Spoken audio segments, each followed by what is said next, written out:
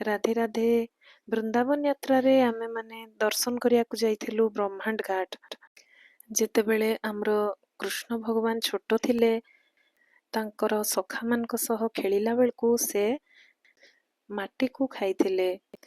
ତାଙ୍କର ମା ଯଶୋଦା ତାଙ୍କୁ ଯେତେବେଳେ ମୁହଁ ଖୋଲିବାକୁ କହିଥିଲେ, ସେ ପୁରା ବ୍ରହ୍ମାଣ୍ଡ ତାଙ୍କର ମୁହଁରେ ଦେଖେଇ ଦେଇଥିଲେ। ସେଥିଲାଗି ଏଇ ଜାଗାର ନାଁ ବ୍ରହ୍ମାଣ୍ଡ ଘାଟ ହେଲା। ବ୍ରହ୍ମାଣ୍ଡ ଘାଟରେ ଭୋଗରେ ଆମେ ମାନେ ମାଟିର ପେଡା ସବୁ ସେଠି ମିଳେ, ତାକୁ ଭୋଗରେ ଲଗାଯାଏ। ଶ୍ରଦ୍ଧାଳୁ ଭକ୍ତମାନେ ସବୁ ତାକୁ ପ୍ରସାଦ ରୂପରେ ପାଇଥାନ୍ତି, ସେ ମାଟିର ପେଡାକୁ। ଆଉ ମସ୍ତକରେ ବି ଲଗେଇଥାନ୍ତି ମାଟିକୁ।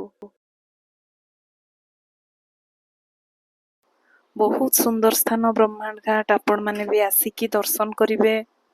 ଏଠି ଦେଖନ୍ତୁ, ଆମେ ମାନେ ପେଡା ସବୁ କିଣିଲୁ, ମାଟିର ପେଡା।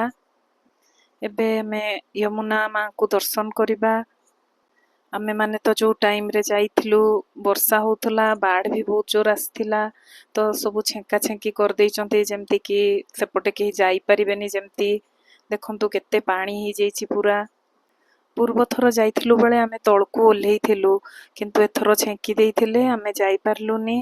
ୟା ପରେ ଆମେ ମାନେ ଆସିଲୁ ଚିନ୍ତାହରଣ ମହାଦେବଙ୍କ ପାଖକୁ। ଯଶୋଦା ମା ଯେତେବେଳେ କୃଷ୍ଣଙ୍କ ମୁହଁରେ ପୁରା ବ୍ରହ୍ମାଣ୍ଡକୁ ଦେଖିଥିଲେ, ସେ ପୁରା ଚିନ୍ତିତ ହେଇଯାଇଥିଲେ।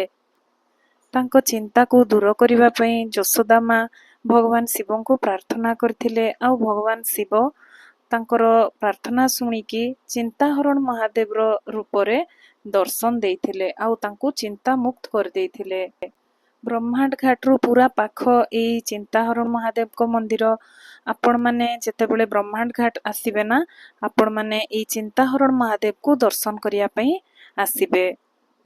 ଏମିତି ବି ମାନ୍ୟତା ଅଛି କି ମାନେ ଯୋଉ ଭକ୍ତ ମାନଙ୍କର କିଛି ଚିନ୍ତା ଥିବ, ତ ସେମାନେ ଚିନ୍ତାହରଣ ମହାଦେବକୁ ଯଦି ବିଧିବିଧାନର ସହ ପୂଜା କରିବେ, ତ ତାଙ୍କର ସବୁ ପରେଶାନୀ ଦୂର ହେଇଯାଇଥାଏ, ସବୁ ଚିନ୍ତା ତାଙ୍କର ଦୂର ହେଇଯାଇଥାଏ। ବହୁତ ଆନନ୍ଦ ଲାଗିଲା ଯୋଉ ଆମେ ବ୍ରହ୍ମାଣ୍ଡ ଘାଟ ଦର୍ଶନ କଲୁ, ଚିନ୍ତାହରଣ ମହାଦେବକୁ ଦର୍ଶନ କଲୁ। ବହୁତ ବଢିଆ ଲାଗିଲା। ବହୁତ ସୁନ୍ଦର ସ୍ଥାନ, ଆପଣ ମାନେ ବି ଆସିକି ଦର୍ଶନ କରିବେ।